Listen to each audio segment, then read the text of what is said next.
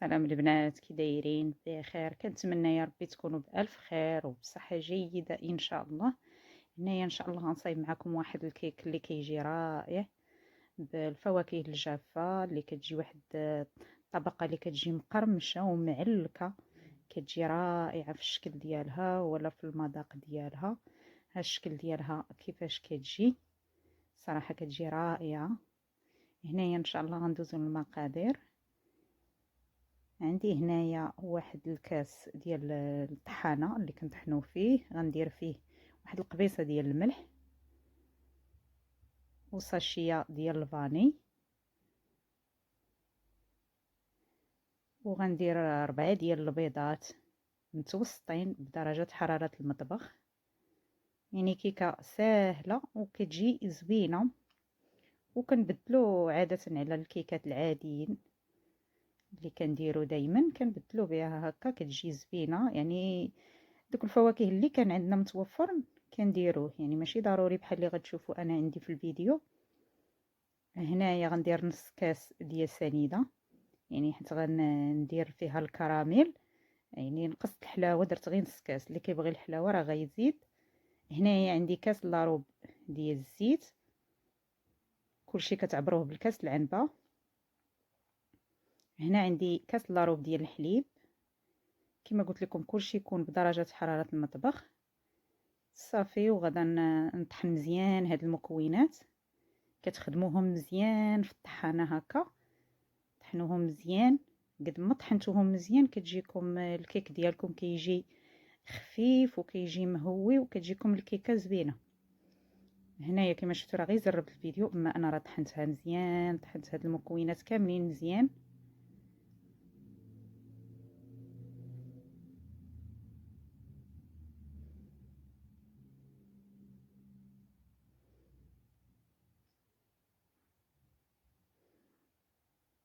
صافي، هنايا بعد ما طحنتهم كاملين مزيان، ها نتوما شوفوا القوام ديال الكيك كي جا. هنايا عندي واحد الزلافه اللي غنخوي فيها هاد المكونات كاملين. صافي، وهنا عندي 3 ديال الكيسان اللي عبرت بكاس العنبه ديال الطحين اللي غربلته.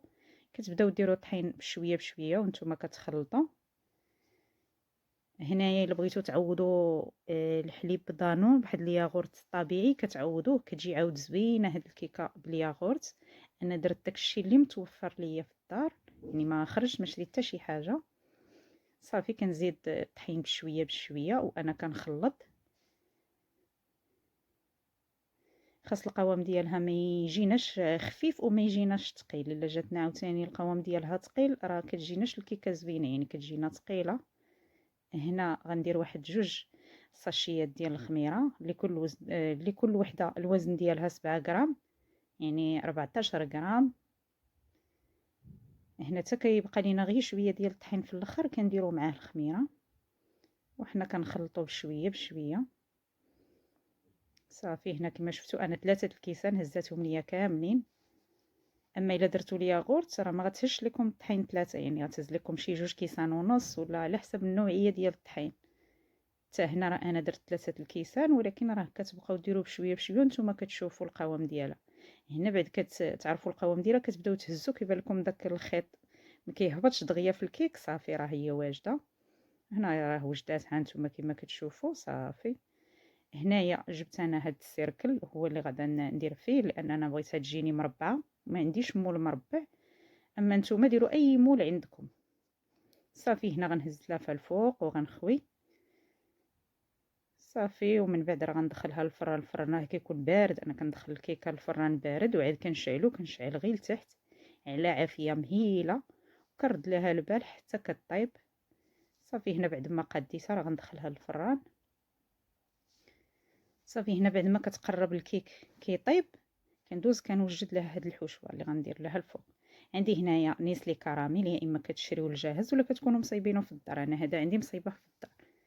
هنايا عندي شويه ديال التمر اللي مقطع، شويه ديال الشريحه مقطعه، شويه ديال الزبيب اللي تا هو غسلته وفزقته شويه وعصرته مزيان من داك الماء، شويه اللوز، شويه الكركاع هما محمرين ومقطعين، شويه اللوز افيلي، شويه اللوز اوكاسي، شويه ديال الشوفان حتى هو كراميليزي كان عندي. يعني المهم انا هادشي كامل اللي كان عندي في الدار استعملته. اما هي ديروا اللي متوفر لكم، يمكن لكم ديروا غير اللوز والكركاع، يمكن اي حاجه كانت عندكم في الدار تقضيو بها. صافي، وغنخلطهم مع داك الكراميل اللي سخنت. كتخلطوهم مزيان، كتخلطوهم بعد ما كتكون الكيكه صافي راه هي قريبه طيب. وانتم كتوجدوا هاد الحشوه. كما قلت لكم هاد الحشوه كتجي زوينه، وكنبدلوا بها على الكيك العادي اللي دائما كنديرو، وكتجي زوينه كتحمر الانسان حتى وجهه مع الضياف ديالو الا جاو عنده الضياف ولا لوليداتو، ولا كتجي رائعه. صافي هنا غنخلطها مزيان ونخليها. صافي هنا بعد ما طابت ليا الكيكه، ها هي شوفوا كيفاش جات زوينه. واخا انا راه عندي الفران شويه ما كيطيبش ليا الكيك مزيان، ولكن كانت ساعد ما حتى كطيب ليا الكيكه مزيان. هنا غنتقبها بواحد الكيغدو باش داك الكراميل اللي غيهبط لي من الحشوه تشربوا ليا الكيكه. صافي هنا غادا نخوي هاد الحشوه، كنخوي هاد الحشوه هكا من الفوق، كنقادها لها على الوجه ديالها كامل مزيان. هاد الكيكه كتبغي من الاحسن تكون شويه رقيقه، ما تكونش غليظه بزاف، يعني ما تكونش عاليه. يكون شي مول عندكم شويه اللي غتجيكم فيه الكيك رقيق، ما تجيكش الكيكه مجموعه وعاليه باش كتجي زوينه. صافي وهنا كنقاد ليها الوجه ديالها مزيان، وغنردها للفران غير واحد شويه، غير باش كتسخن ليا ديك الحشوه وكيتقاد ليا داك الكراميل على الوجه ديال الكيك. صافي وغنخرجها. الا بغيتو ما بغيتوش يعني تفاداو كاع تعاودوا تردوها للفران. انا غردها غير واحد شويه. صافي وغادا نخرجها. هاهي كتبسطوا لها ديك الحشوه مقاده على الوجه باش تجي كامله الوجه ديالها مقاد بديك الحشوه متفرقه على الوجه ديالها.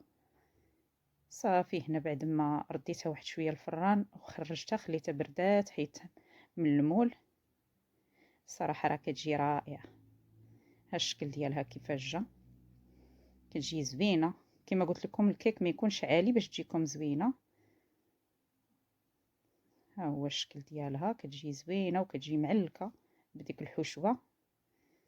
هنا غنقطع معكم واحد الطريف تشوفوا كي كتجي.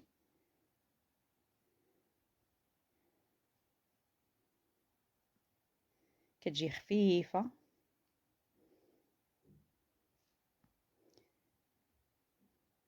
وكتجي زوينه. صافي هنايا قطعت معكم طريف. ها نتوما غتشوفوا كيفاش كتجي الكيك ديالها، كيجي بحال الجينواز. ها نتوما كما كتشوفوا كتجي رائعه. وشكرا لكم على المشاهده ديالكم. ما تنسونيش باللايك وبالتعاليق الزوينه ديالكم اللي كتحفزني وكتشجعني. والى فيديو مقبل ان شاء الله.